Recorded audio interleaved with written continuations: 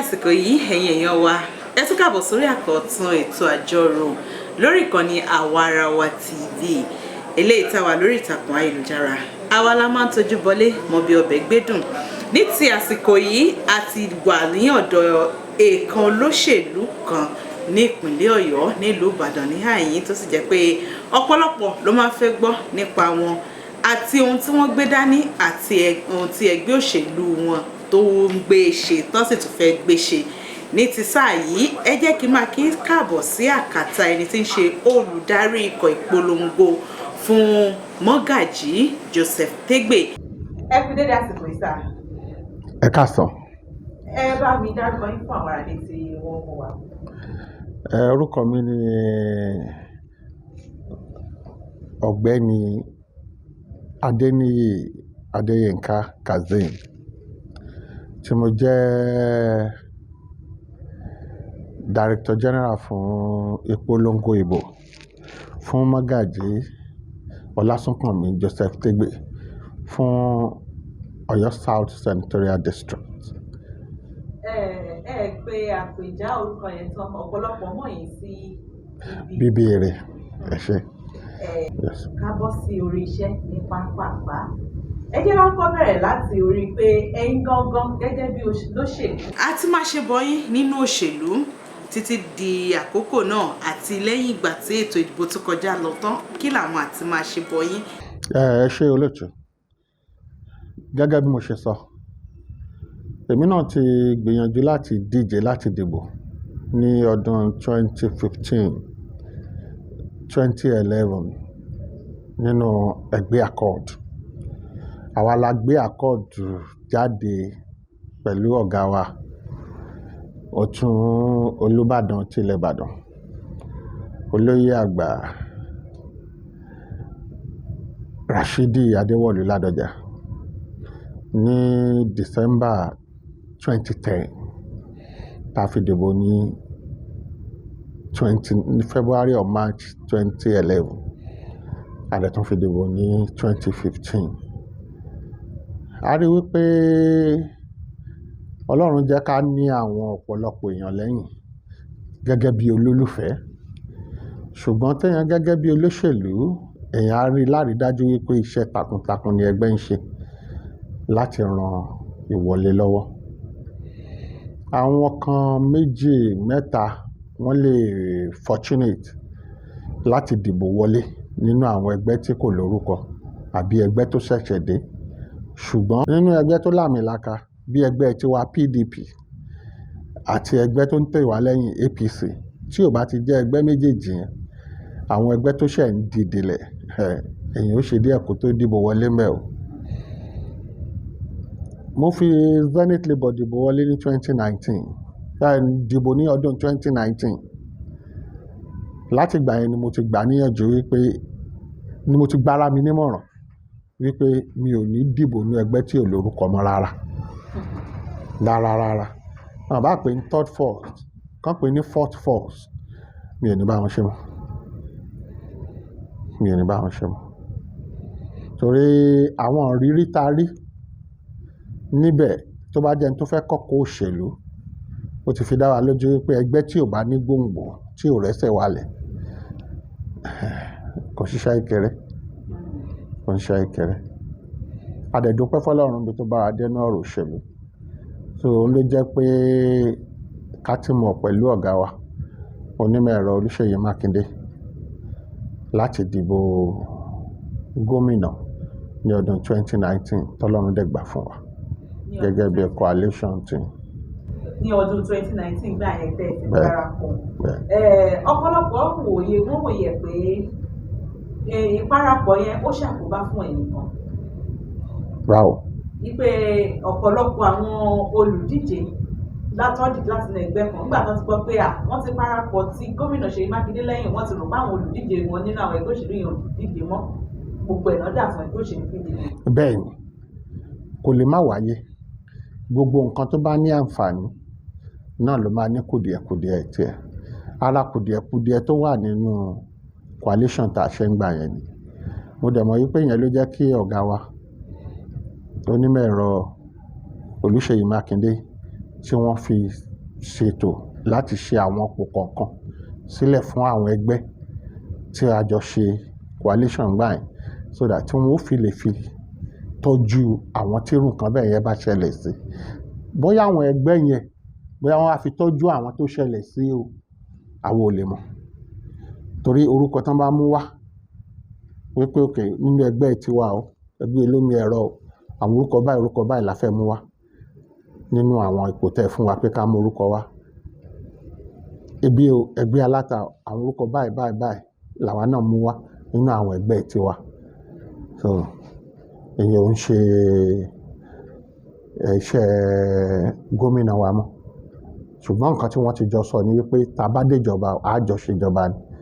Wọ́n dẹ̀ fún oníkálukú ẹgbẹ́ láàyè láti mú orúkọ àwọn èèyàn tiẹ̀ wá. Kí ló dé tí ó fi jẹ́ pé Mogaji Joseph Tegbe lẹ gbé dání tí wọ́n ṣẹ̀ṣẹ̀ darapọ̀ mọ́ ẹgbẹ́ òṣèlú PDP láti inú ẹgbẹ́ òṣèlú APC tí ẹ̀ wá wò pé bóyá orúkọ tiyín náà ti ní nǹkan ṣe pẹ̀lú ọ̀rọ̀ gbogbo tó jẹ́ mọ́ ìlọsíwájú ìpínlẹ̀ Ọ̀yọ́ tẹ́ fi gbé wọn dání, ṣé ẹ ti mọ̀ wọ́n díjúdíjú tán ni? Ìbéèrè yẹn méjì ló pín sí. Wípé wọ́n ṣẹ̀ṣẹ̀ dénú òṣèlú, wípé wọ́n ṣẹ̀ṣẹ̀ dénú ẹgbẹ́ wa kò mí wípé wọ́n ṣẹ̀ṣẹ̀ dénú òṣèlú. Ẹgbẹ́ kan làwọn náà ń ṣe bọ̀ tẹ́lẹ̀ kó tó di pé wọ́n darapọ̀ mọ́ ní ẹgbẹ́ wa. Bọ̀ ẹgbẹ́ ọkọ̀ ló jẹ́ tí ó gbéyàn dé èbúté ibi téèyàn ń lọ. Wọ́n dẹ̀ rí wípé bẹ́ẹ̀ ọkọ̀ ló jẹ́ tó máa gbéyàn dé èbúté ibi tó ń lọ. Bí wọ́n ṣe rí nílùú Nàìjíríà nìyẹn. Mo máa sọ wípé kò sí principled idea kankan nínú ẹgbẹ́ gbogbo ẹgbẹ́ tó wà ní Nàìjíríà. Tẹ́ bá lọ wo manifesto wọn gbogbo wọn bákan náà wọ́n ṣe jọ rí. So ọkọ̀ wípé òkè o ẹni tí mo fẹ́ ṣe ní A tí mi ò bá rí ṣe yín màá rí ṣe ń bí. Wọ́n wá rí PDP gẹ́gẹ́ bí ọkọ̀ tí ó gbé àwọn débùtì ògo wọn tí májẹ̀mú Ọlọ́run ó fi ṣẹlẹ̀ ayé wọn. Ọmọ ẹgbẹ́ PDP làwa, wọ́n bá wa ní ẹgbẹ́ PDP, ṣùgbọ́n ròyìn wọn tá à ń gbọ́ láti ibi tí wọ́n ń bọ̀ ìròyìn dáradára ni.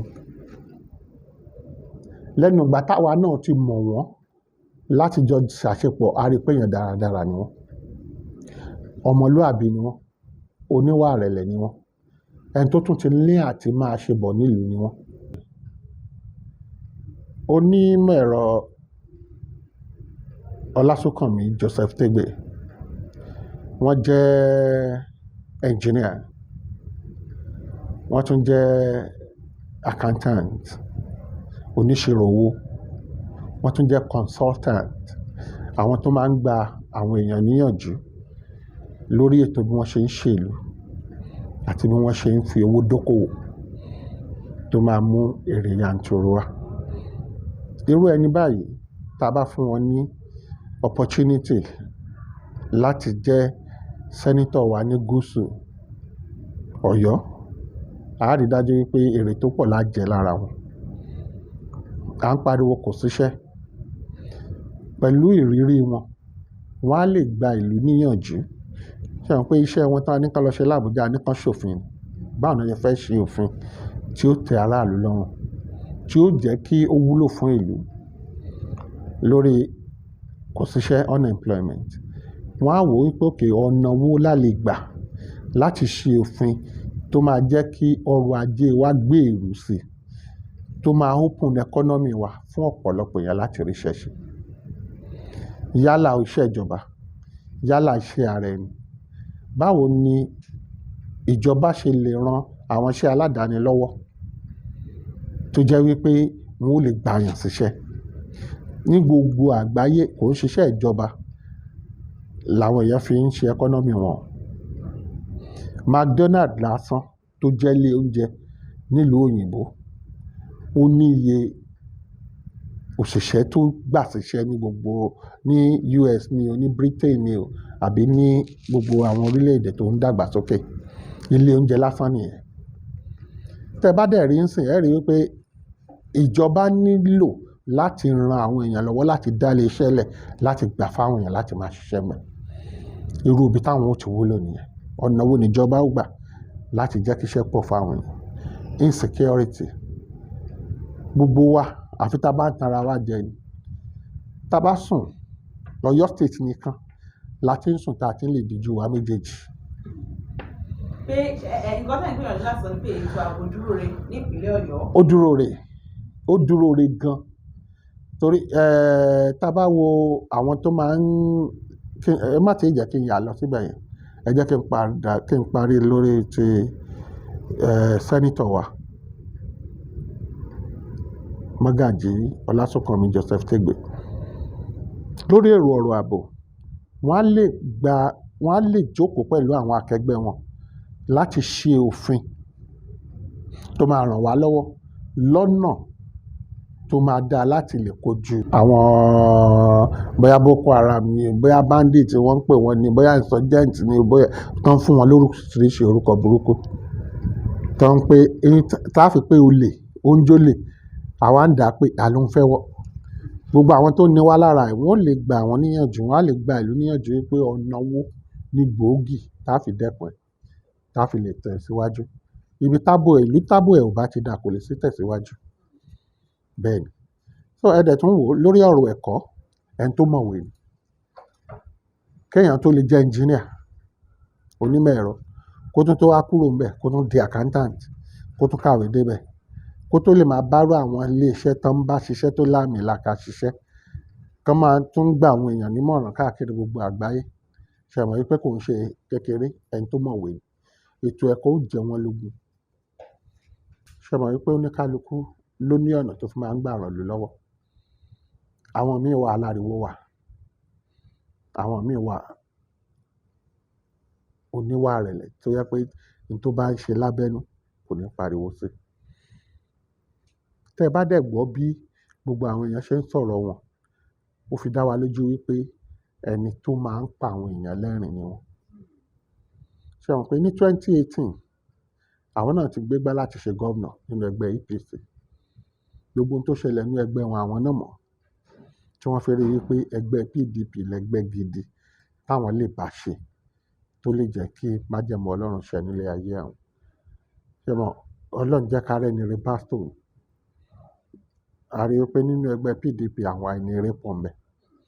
Wọ́n dé inú ẹgbẹ́ PDP wọn máa lá wípé àwọn ṣẹ̀ wọnú ẹgbẹ́. Gbogbo wa ṣùgbà wọn gẹ́gẹ́ bí olórúkọ gidi. Àpò téèyàn bá jẹ́ erin láríwá tó jẹ́ erin ní gúúsù tó bá dé ibòmíì erin náà ni ó máa jẹ́. So n tó ń ṣẹlẹ̀ ni. Tí ọ̀pọ̀lọ́ ò bá mọ̀nà odò mọ́ yóò dá sáwúrú jù ni. Nígbà tí wọ́n ní nǹkan tí wọ́n fẹ́ sọ mọ́. Tẹ́ bá dẹ̀ mọ ẹgbẹ́ APC trademark wọn pé iṣẹ́ ọwọ́ wọn. Ibẹ̀ ló ti pọ̀ jù a ti ń gbọ́ nínú ẹgbẹ́ APC wọ́n ti bẹ̀rẹ̀. A rí fídíò kan gan láìpẹ́ yìí ibi tí wọ́n ti ń ṣe dáadáa déédéé wọn. Ṣùgbọ́n ìyẹn ò kàn wá. A mọ̀ wípé nílẹ̀ Ìbàdàn tòní tó mọ̀ yìí àti ní táwa gbọ́njú bá tí wọ́n dẹ̀ ti ń ṣe bọ̀ látayébáyé tó ò bá jọ́mọ Ìbàdàn ò lè jẹ́ Mọ́gàjí Ìbàdàn. Mo rò wípé ìyẹn lásán ó yẹ kó lè fún wọn ní làákàyè wípé kò yẹ kán tiẹ̀ lè ronú lọ ọ̀nà ibẹ̀ yẹn. Wọ́n ń sọ̀rọ̀ pupa ṣé Ìgbò làwa ni? Ìbàdàn sì lèmi náà. Sáàrí èbò ń bàdàn. Ìkan lára àwọn bàbá wa olóyè àgbà wọ́n pupa bí èbò ni. Ṣùgbọ́n gbogbo orú àwọn ó yẹ kí ìlú ti dàgbà kọjá irú àwọn ìrònú tó bọ̀ sí bẹ́ẹ̀ yẹn. Even tí àwọn kan bá ń rò ó tí ò bá yé àwọn kan wà ó yẹ kó lè wà nílùú láti lè sọ fún ọ wípé ìrònú yín ò yẹ kó dọ̀tí tó bá.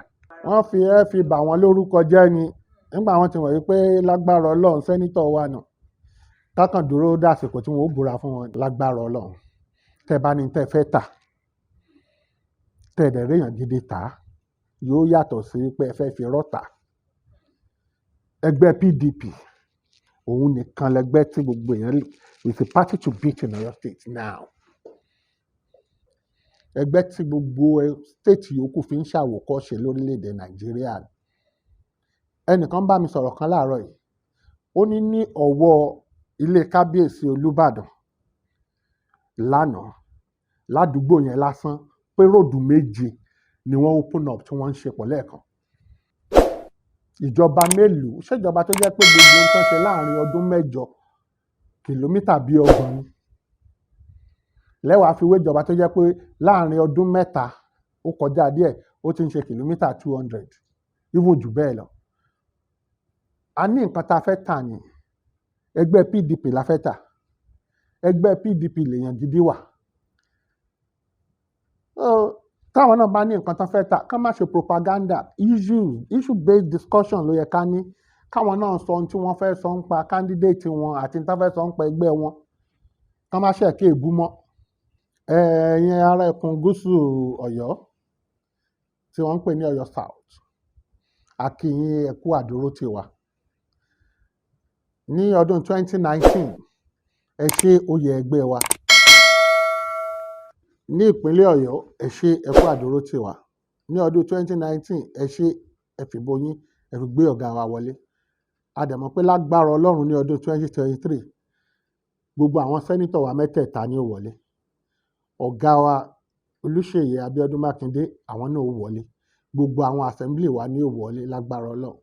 A dẹ̀ mọ̀ wípé ìtọ́lọ́run fún wa ó fún wa ju àwọn lọ. Ọlọ́run PDP Ọlọ́run tiwa ni. Ibi táwọn bá ní kí wọ́n sọ Ọlọ́run fáwa ní Ṣèyí, Ọlọ́run fún wa ní Tégbè, ó fún wa ní Làkà, ó fún wa ní Wọlé Kanlẹ̀. Ẹ jẹ́ káwọn náà káwọn èèyàn wa jáde káwò. Ẹ ṣé àdúpẹ́. Orúkọ mi lẹ́ẹ̀kan sí ní Adéyínká Kazeem ọmọ Adéníyì tí wọ́n ń pè ní Bíbíire. Ẹ ṣé mo dúpẹ́.